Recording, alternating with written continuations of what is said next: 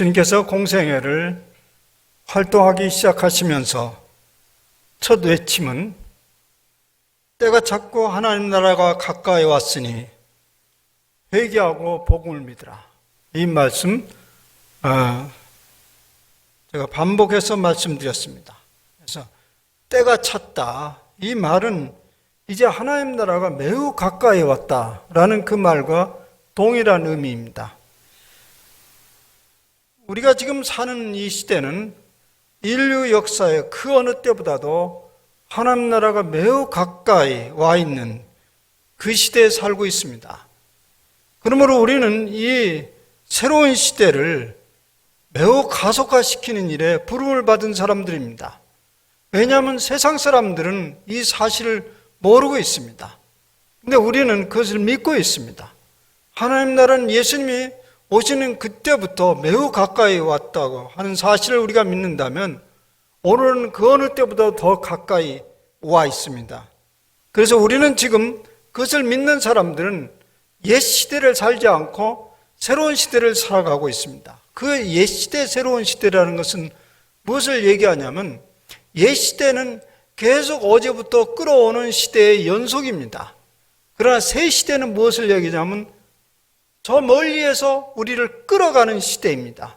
그러니까 가면 갈수록 계속 밝아지는 새로운 시대를 기대하는 것입니다. 그래서 우리는 지금 새로운 시대를 살아가는 사람들입니다. 그런데 그 새로운 시대를 살아가는 사람들에게 반드시 있어야 될 그 덕목이 있는데 그것은 뭐냐면 회개와 용서입니다. 회개와 용서라는 이 두 바퀴가 계속 제대로 굴러갈 때에 우리는 하나님 나라에 더 가까이 달려갈 수 있습니다. 하나님 나라를 지향하는 공동체는 그러므로 회개와 용서는 필연적입니다. 이것이 잘 어울려지지 않으면 한 발짝도 전진하지 못합니다. 실제적으로 공동체 삶을 살아가보는 사람들은 이것이 얼마나 절실하게 필요한지를 알게 됩니다. 느슨한 공동체적 삶 속에서는 그 말이 그저 추상적으로 들립니다. 느슨한 공동체. 말하자면 이제 느슨한 공동 예를 들면 그냥 예배만 드리고 앞만 똑바로 쳐다보고 그냥 홀로 은혜를 받고 쫙 빠져나가는 사람과 관계를 그렇게 밀접하게 안 갖는 사람들에게 있어서는 회개와 용서가 추상적으로 느낍니다. 그런데요, 점점 관계가 밀착되기 시작하면 그것이 얼마나 중요하다는 걸 알게 되죠. 통상적으로 얘기하면요, 이해관계가 얽혀질수록 반드시 회개와 용서 없이는 계속적으로 그 관계가 건강하게 지속적으로 발전해 갈 수 없다는 걸 경험하게 됩니다. 여러분, 탄탄히 묶여진 그 공동체, 여러분들이 다 경험하고 있는 그곳이 어디입니까? 가정이잖아요. 가정이 탄탄히 묶여져 있어요. 이해관계가 아주 복잡하게 묶여져 있어요. 그런데 여기에 회개와 용서가 없이는 아마 이만큼도 끌어올 수 없었을 것입니다. 회개와 용서가 있는 곳에서는 하나님 나라가 실제적으로 전개되는 곳입니다. 예수님께서 이 땅에 오신 목적이 바로 천국 복음을 전하기 위함이고 그 천국을 하나님 나라를 이 땅에 펼치시기 위함이었습니다. 당신이 이미 그런 일을 시작하셨고요.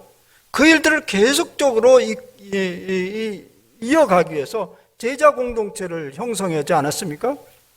예수님이 그런 일을 할 마음이 없었으면 그렇게 힘겹게 혼자도 사시기 힘드는데 이렇게 한때 끌고 다닐 이유가 하나도 없었어요.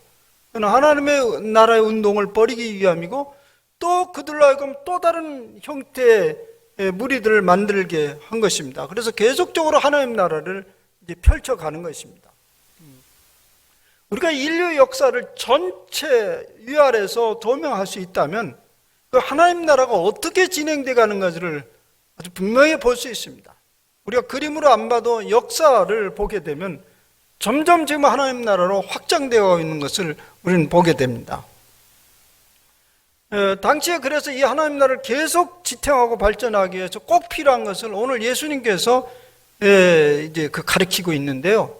그래서 오늘 말씀의 본문은 그렇게 시작됩니다. 예수께서 제자들에게 이르시되, 그러니까 오늘 이 말씀은 대중들에게 그냥 확 펼쳐진 말씀이 아닙니다. 그 제자들에게, 특정한 제자들에게 모여놓고, 성경에는 이렇게 예수님의 가르침을 얘기할 때 특정한 대상을 지정하지 않는 것도 많습니다.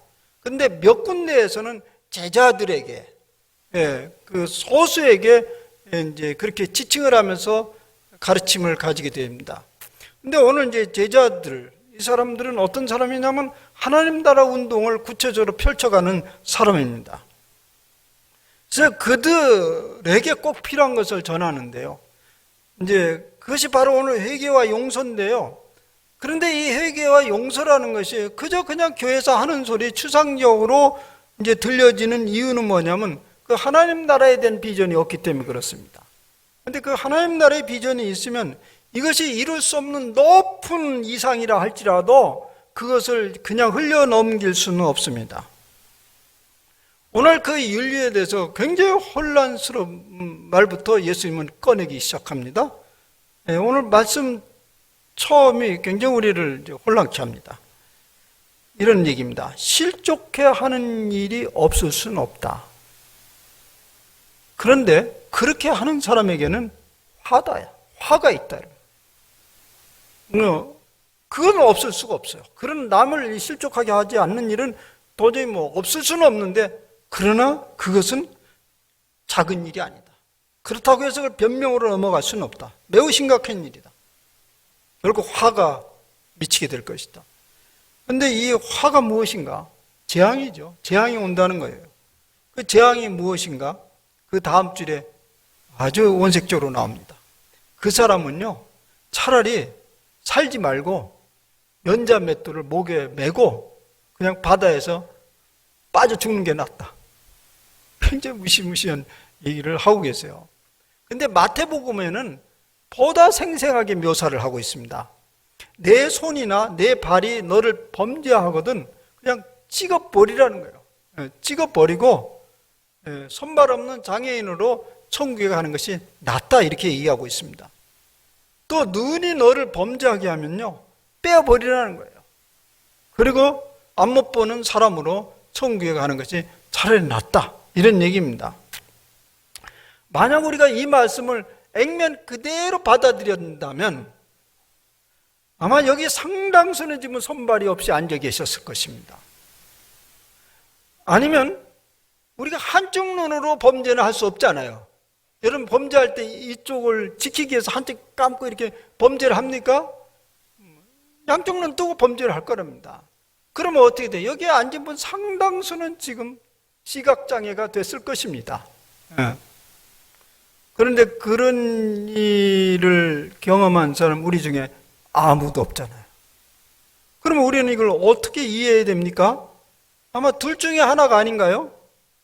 우린 절대로 손발로 죄를 범한 적이 없거나 눈으로 죄를 범한 적이 없는 사람들만 지금 이 자리에 앉아 있다고 할 수 있습니다.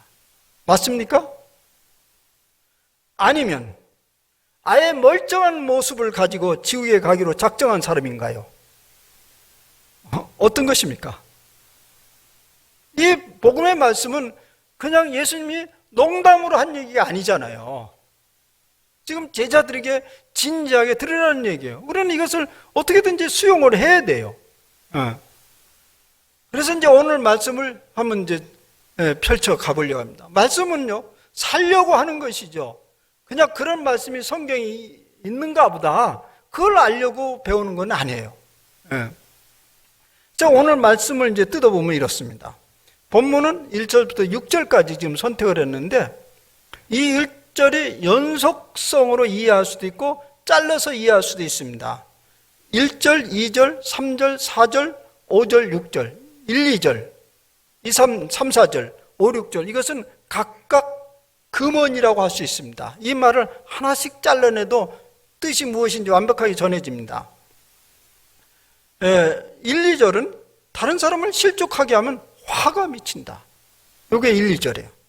3, 4절은 회개와 용서는 반복되어야 된다. 이게 3, 4절이고요.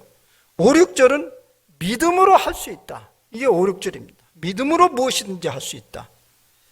그런데 오늘 말씀은 이것을 쭉 연결시켜서 생각해 보고자 합니다. 그러면 각각의 의미가 더 분명해질 것이고, 또 우리는 그러면 어떻게 살 것인가가 길이 보이게 될 것입니다. 본문의 말씀을 논리적으로 이해하려면 너무나 어처구니 없습니다. 말이 안 되는 것처럼 느낍니다. 그 말이 안 되고 어처구니 없으면 귀를 닫으면 되잖아요. 근데 귀를 닫을 형편도 못 됩니다. 이 어처구니 없는 말씀이 현실에서 그대로 벌어지고 있기 때문에 그렇습니다. 그러므로 우리가 무엇인가 해결 방안을 찾지 않으면 현실적으로 우리는 많은 고통을 겪을 수 있고요, 고통을 주기도 합니다.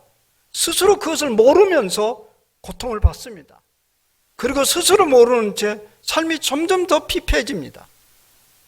그래서 오늘 이제 구체적으로 좀 이걸 어떻게 해결해 보야 될까, 이런 마음으로 한번 달라붙어 봅시다. 1, 2절부터 살펴보면요, 이미 방금 말씀하신 대로 사람들을 우리가 실족하게 하지는 않을 수 없어요. 그런데 그렇게 하는 사람에게는 화가 있어요. 근데 이 실족하게 한다, 이 말은 실족하게, 다른 사람 발을 미끄러지게 한다는 얘기죠.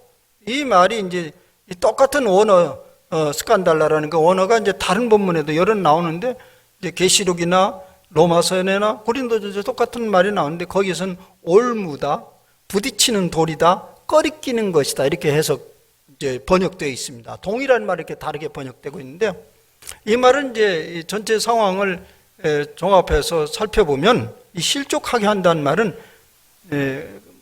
가장 쉬운 말은 형제 자매들을 시험에 빠뜨린다, 이런 말이에요. 그리고 또 하나는 거짓 교리나 거짓 가르침이나 혹은 자신들의 지식을 가지고 사람들을 잘못 오도할 수 있다, 이런 뜻이에요. 잘못 이끌어간다, 이런 뜻입니다.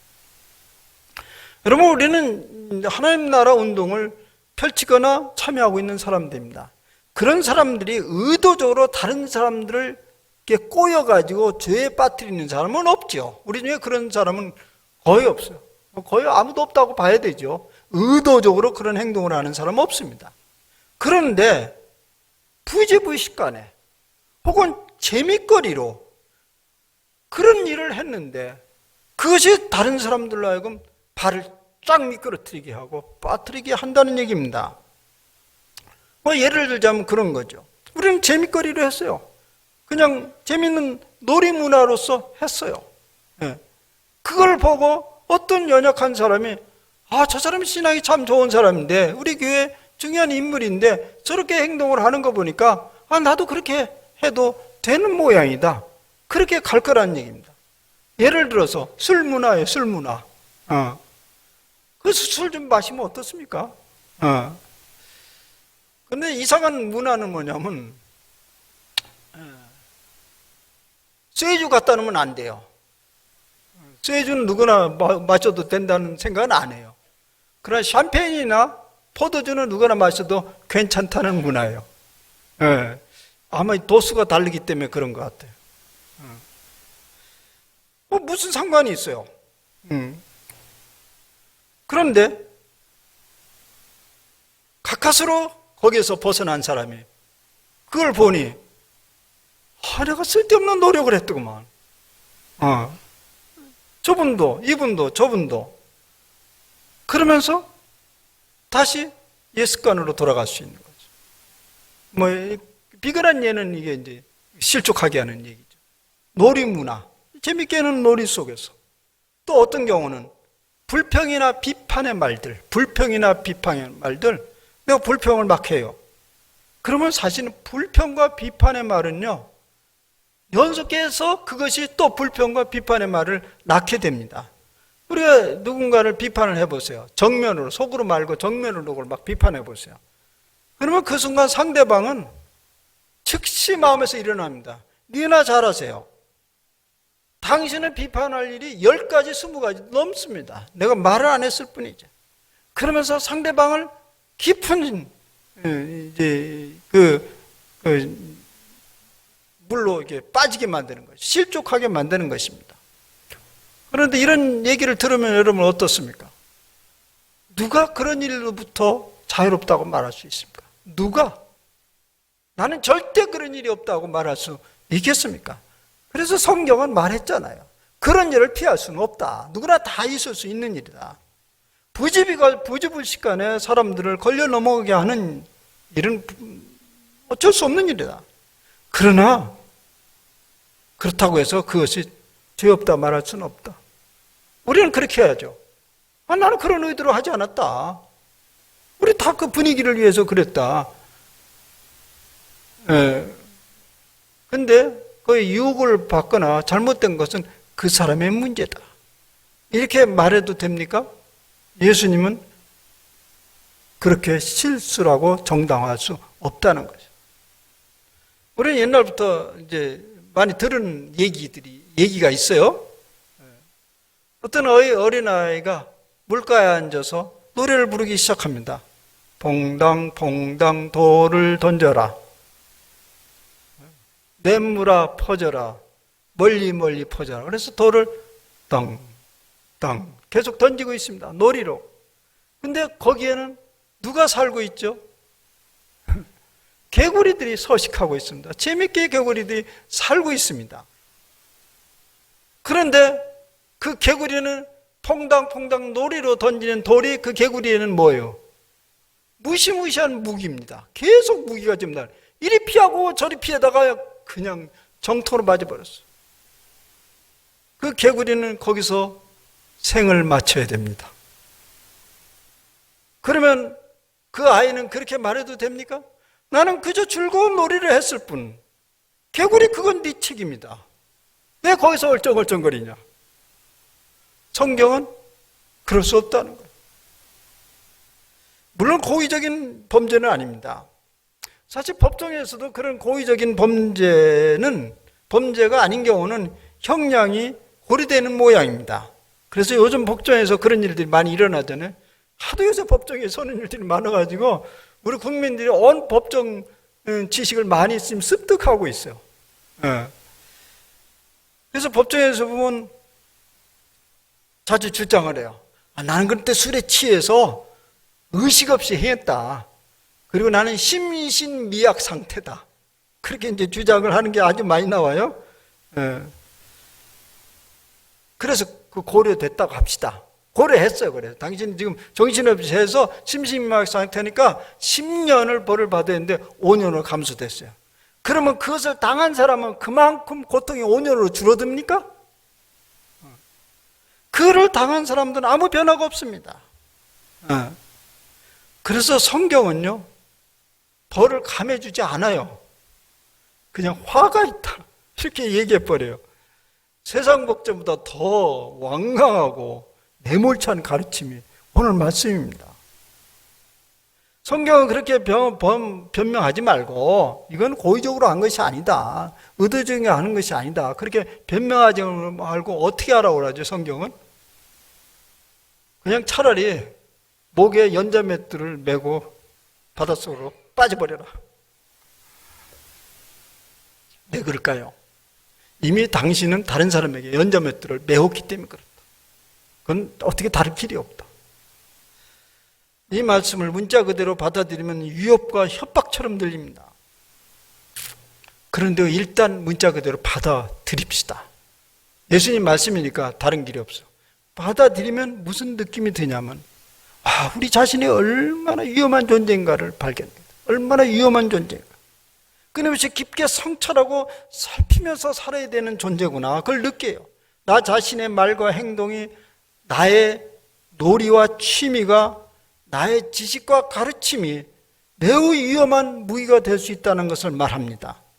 나는 끊임없이 내 삶 전체를 성찰하면서 조심스럽게 살아가야 될 존재라는 것을 인정하게 됩니다. 그래서 오늘 말씀은 3, 4절로 우리를 초대합니다. 너희는 스스로 조심하라.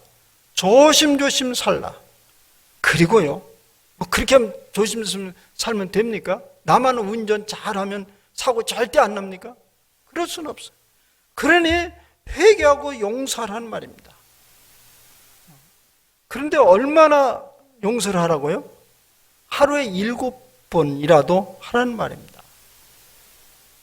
7번, 이게 어렵지 않죠, 7번. 근데 그런 얘기 아니죠. 유사한 내용으로 마태복음에는 뭐라고 나오냐면 70번씩 7번씩. 이것도 계산이 빠른 사람 77에 49, 490번? 그래도 한도는 있네. 그런데 그 한도를 말하는 게 아니죠. 하루에 7번이나 70번씩 7번이나 같은 얘기입니다. 말하자면 그 범죄의 횟수와 정도를 다 뛰어넘는 거예요. 우리가 잘 알잖아요. 히브리인들에게 있어서 7은 완전 숫자예요. 거기다 70을 붙이면 무한정 숫자예요. 또 오늘 본문은 하루에 7번이라고 얘기해요. 이건 더 긴박한 걸 얘기한 거예요. 하루에 무한정 하라는 거예요.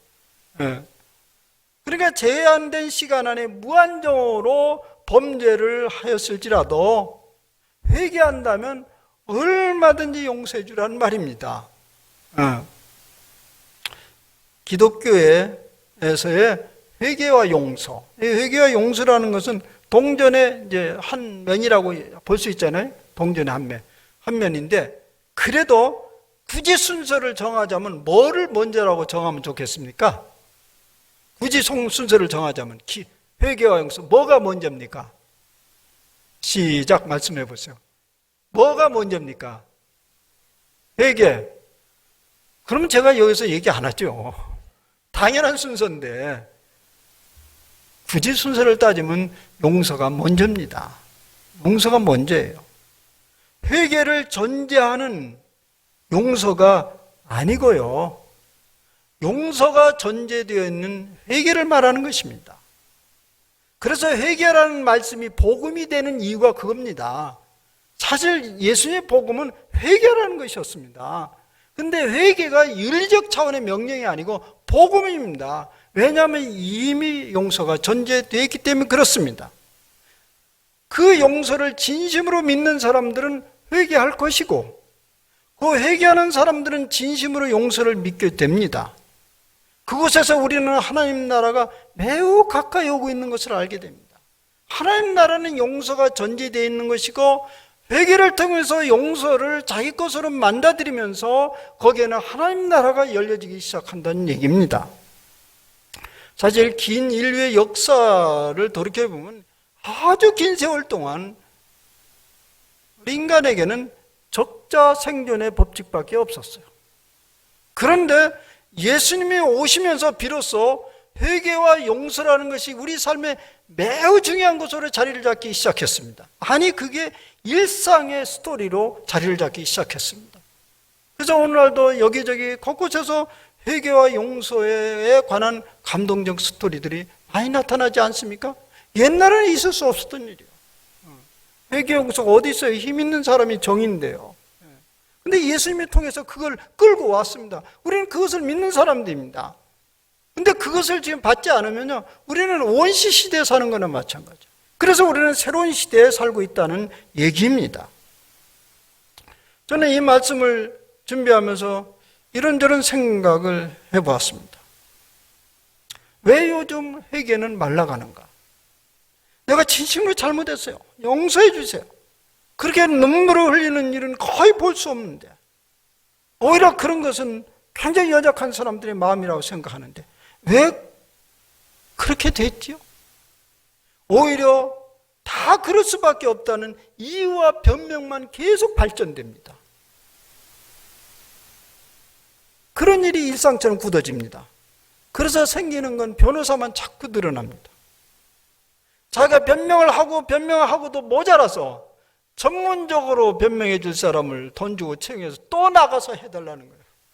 변호사가 다 그런 일만 하는 건 아닌데 용서가 되세요. 여기 오셨어요. 근데 하여튼 보면 다 그 변호사. 왜 그럴까요? 이런 질문을 스스로 던져보세요. 여러분도 한번 생각해 보세요. 회개하는 사람이 없어서 용서가 없는 것인가요? 아니면 용서가 없어서 회개하는 사람이 없는가요? 뭡니까? 세상은 회개하는 자가 없기 때문에 용서가 없다고 말합니다. 그러나 사실은 용서가 없어서 회개가 없습니다. 다시 말하자면 용서를 믿지 못하기 때문에 회개를 하지 않습니다. 근데 세상에서도 이런 원리가 적용이 됩니다. 세상 사람도 어떻게 보면 알고 있어요. 용서가 없어서 회개가 없다는 걸 알고 있어서. 그래서 용서가 있는 곳에는 회개가 있어요. 부분적으로. 예를 들면 법정에서 그렇지 않습니까? 법정에서요, 자기 죄를 뉘우치고 적극 수사에 협조하면 형을 감량해주는 제도가 있더군요. 전에 몰랐어요. 요새 하도 많이 나와서 알았어요. 근데 이걸 아는 사람은 그것을 사용해요. 근데 모르는 사람은 끝까지 가보자고 가는 거죠. 그럼 또 이렇게 얘기합니다. 그런 것들은 그 용서를 그렇게 남발하면 도덕적 해이가 일어나지 않느냐, 이런 얘기를 하잖아요. 그렇지 않습니다. 그럼 이렇게 생각할 수 있어요? 용서가 없다고 해서 죄를 더 짓지 않는다고 말할 수 있어요? 그렇지는 않아요. 오래 용서가, 아니 끝없는 용서가 사람들을 변화시키는 힘이라는 것을 예수님이 보여주셨습니다. 아니 우리를 지으신 하나님이 그것을 믿었기에 예수님을 우리 가운데 보내셨습니다. 그래도 안 믿어지십니까? 물론 당시 제자들도 그래도 못 믿었어요. 그래서 5, 6절로 안내를 받습니다. 근데 제자들도 이걸 감당하기 어려워서, 그래서 믿음의 문제를 꺼냅니다. 믿음을 더해달라는 거예요. 지금 예수님께 믿음을 더해달라. 근데 제자들이 왜 이 시점에서 그런 부탁을 했을까요? 이 말을 제자들도 받아들이기가 어려웠어요. 실족하지 않을 수 없는데 그걸 하라고 말하면 그게 말이 되느냐 말입니다. 이걸 제자들이 받아들일 수 없었고요. 두 번째는 끊임없이 용서라는 것을 이해할 수 없어요. 베드로도 그런 질문을 했잖아요. 몇 번이나 용서해야 되냐. 그러니까 70번씩 7번 하라니까 베드로는 뒤에 아무 얘기 없어요. 입 싹 다물었어요. 말 같아야 듣지. 근데 오늘 제자들은 그것을 믿음의 부족 탓으로 받아들였어요. 이건 믿음의 문제다. 그래서 믿음을 더해달라고 합니다. 자신들이 가지고 있는 그 믿음 가지고는 안 되니까 믿음을 더해달라고. 그러면 그 믿음을 더 커지면 예수님 말씀을 실행할 수 있기 때문에 그렇죠. 그런데 예수님은 이 말에 대해서 어떻게 반응하신지 아십니까? 이렇게 반응했어요. 너희에게 겨자씨 한 알만 난 믿음이 있더라면. 이게 무슨 말입니까? 믿음을 더해달라고, 이렇게 크게 달라고 하는데 겨자씨만한 그 믿음만 있더라면. 근데 우리가 아는 건 이 겨자씨라는 말은 가장 작은 것의 상징적인 씨잖아요. 그래서 작은 얘기를 할 때 겨자씨라는 말을 많이 사용하는데요. 그렇다면 그 제자들이 겨자씨만한 믿음도 없었다는 말입니까? 이해할 수 없어요. 그러고 어떻게 예수님을 쫓냐고요. 근데 여기에 이 겨자씨, 이것은 작다라는 것을 강조하고자 하는 것이 아닙니다. 크나 작으나 거기에는 뭐가 있어요? 씨가 크나 작으나 거기에는 뭐가 있어요? 생명이 있잖아요. 생명이 있어요. 믿음 안에 도살해 있는 생명을 강조하고자 하는 것입니다. 그래서 예수님은 이렇게 말씀을 전개합니다. 너에게 겨자씨만한 얼만한 믿음이 있었더라면 이 뽕나무들어 뿌리가 뽑혀 바다에 심겨리라 하였을 것이요. 그러면 그것이 순종하였으리라. 세상에 이런 과정이 어디 있어요? 그래도 마태복음의 본문은 그래도 나아요. 마태복음은 뭐냐면 너희들이 겨자씨만한 믿음만 있으면 이 산을 옮겨서 저 산을 옮겨리라. 그게 차라리 나아요. 그런데 뽕나무를 저 바다에다가 심기라 하면 심겨진다는 얘기예요. 엄청난 과정이죠. 나는 그런 과정법이 중국에서만 있는 줄 알았더니 이스라엘에서 예수님에게서 있었어요. 말이 안 되는 거예요. 이거 말이 안 된다고 덮을 사람은 아무도 없죠. 말씀하시고자 하는 의도가 그것이죠. 믿음의 역사. 그것이 크든 작든 생명의 역사를 믿는 그 믿음의 행위는 엄청난 열매를 맺는다는 것을 얘기하는 것입니다. 예. 그래서 여기는 믿음을 더해 주세요. 이 말은요, 그저 용법이 그런 것이죠. 이건 양을 말하는 것이 아니라 질을 말하는 것이에요. 양을 말하는 게 질을 말하는 것인데, 즉 얼마나 믿느냐가 아니고요, 무엇을 믿느냐가 중요한 거예요. 얼마나 믿느냐 얘기를 하는 거 아니라 무엇을. 신념은 얼마를 얘기하는 거예요. 신념. 내가 분명히 믿습니다. 얘기하자면 믿음은 그게 많고 적음의 문제 아니에요. 예. 무엇을 믿느냐 이거죠. 사실 사람들은 예수를 열심히 믿고 기도 열심히 하면 개인적인 안위는 어느 정도 찾아온다고 믿습니다. 병도 난다고 믿습니다. 집안도 평화롭게 될 수 있다고 어느 정도는 믿습니다. 그런데요, 생명의 역사는 잘 안 믿어요. 하나님 나라가 누룩처럼 퍼져나간다는 것은 잘 안 믿는 거예요. 그 생명의 역사가 믿음의 핵심인데 그걸 두고 예수님 말하는 거예요. 그게 당신이 겨자씨가 되거라. 말하자면 씨가 되는 믿음이 되면 못할 일이 없다. 그런 얘기입니다. 이 죄악이 공동체에 미치는 것은 매우 위험한 요소이고 하나님의 나라를 훼손시키는데 결정적입니다. 그럼에도 불구하고 그것을 능가할 것이 있다는 얘기입니다. 그것이 용서라는 것이죠. 그래서 예수님은 70번씩 7번이라도 용서를 하라고 강조한 것입니다. 세상을 이처럼 사랑하사 독생자를 주셨다는 것도 바로 이러한 원리입니다. 아비로부터 엄청난 용서를 받은 자식은 그 다른 형제들을 용서할 수 있습니다. 그리고 구원받은 우리들은요, 구원받았다고 하지 않습니까? 성경에 보면 두 가지 용어가 있어요. 구원받았다라는 말이 있고 구원을 받아간다, 이루어간다는 말도 있습니다. 그래서 이렇게 얘기할 수 있습니다. 여러분, 구원받은 사람입니다. 믿음으로. 근데 현실적으로 그것을 어떻게 입증하냐, 경험하냐? 용서함으로써. 용서받은 믿음으로 우리는 구원받았지만 그것을 현실적으로 경험하는 것은 끊임없는 용서를 통해서 우리는 또 구원을 받습니다. 그래서 우리는 여러분들이 구원받은 사람이라고 한다면 저 사람은 안 돼. 그럴 수는 없습니다. 왜냐하면 너도 본래 안 됐잖아. 근데 용납을 받았는데 왜 저 사람은 안 되냐? 그런 음성을 우리가 듣게 되는 거죠. 이제 오늘 말씀을 이제 정리하면 몇 가지로 이제 한 4가지로 오늘 예수님께서 전하고자 하는 말씀으로 정리해 보겠습니다. 첫째는 우리는 부지불식간에 끊임없이 실수를 합니다.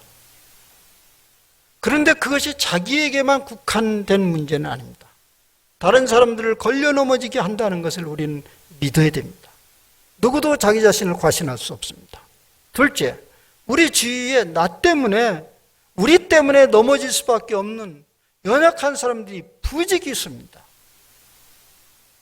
오늘 말씀은 작은 자가 실족함이라고. 작은 자는 부지기수예요. 믿음이 여리고 어린아이 같은 사람 주변에 부지기수예요. 그 사람의 학벌이 높으나 낮으나 나이가 많으나 적으나 아무 상관없어요. 이런 사람들이 도처에 널려 있다는 걸 우리는 기억해야 됩니다. 셋째, 회개와 용서는 끊임없이 반복되는 사건이다. 용서 없이 회개는 엄두도 못 냅니다.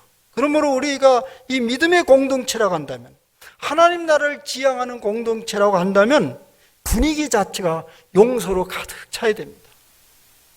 여러분, 집안에 들어가면 엄마는 뭐든지 받을 준비되어 있는 그런 집안에 가면 아이들은 혼나는 것인지 안 혼나는 것인지도 모르고 주저주저 다 얘기해. 엄마가 듣고 또 어떻게 네가 이런 일이? 그러니까 내가 엄마한테 얘기하지. 그런 얘기하는 거죠. 이 공동체가 용서의 분위기로 가득 차야 돼요. 그래야만이 그리스도의 십자가의 용서의 은총을 경험할 수 있는 것이죠.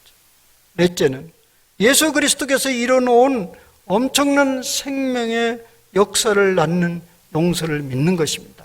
믿는 것은 바로 그 생명의 역사이기 때문에 그걸 믿는 것이죠. 우리가 우리의 약점을 안다고 해서 다른 사람들을 이해하지 못합니다. 우리 약점을 안다고 해서. 오직 예수 그리스도가 우리를 얼마나 불쌍히 여기시고 끊임없이 우리를 용납하신다는 사실을 매 순간 경험할 때 우리는 다른 사람들을 이런 것이 7번이라도 용서할 힘을 얻게 됩니다. 그래서 오늘 그 믿음이라는 결론으로 그 가능성을 열어두는 것입니다. 사랑하는 여러분, 우리 다 천국 가고 싶죠? 천국을 또 경험하고 싶죠. 아마 천국을 가고 싶은 생각은 그리 많이 없을지 몰라요. 근데 경험하고 싶은 생각은 많을 거예요. 그것은 반복적인 회개와 용서의 삶을 통해서 경험되어집니다. 그럼 바로 이곳에서, 여러분이 사는 곳에서, 우리 공동체 안에서 하나님 나라가 펼쳐지는 것을 경험하게 됩니다. 이제 이런 얘기들은 우리가 이제 모세골이라는 거기서 몇 사람들이 계속 살아가는데 거기에서 용서 회개가 없이는 이건 거의 불가능해요. 그렇지 않으면 냉랭하게 각자 네 밥 네가 먹고 내가 내 먹고 안 부딪히려고 할 거예요. 그러면 그 공동체는 절대 일어나지 않습니다. 끊임없이 회개와 용서와 용납이 이루어질 때 그런데 새로운 세계가 펼쳐지는 것입니다. 그게 바로 하나님 나라입니다. 이러한 일들이 여러분들의 일상에 살면서 계속 반복되어지기를 바랍니다. 그래서 여러분 속에 계속 하나님 나라의 열망을 키워 가시는 것이 바로 믿음의 삶입니다. 기도합시다.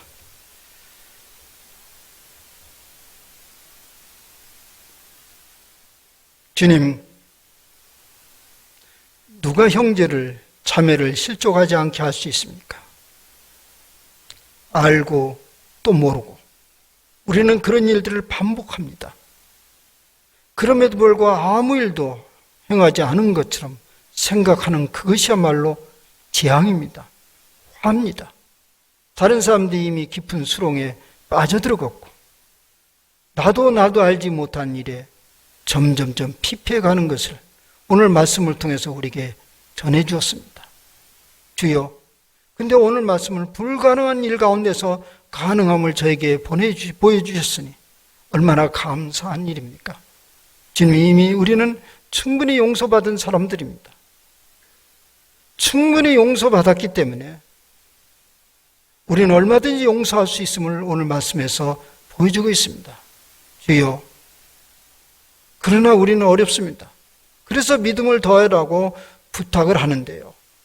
사실 우리가 믿는 믿음은 바로 그 용서의 역사 속에 일어나는 그것을 믿습니다.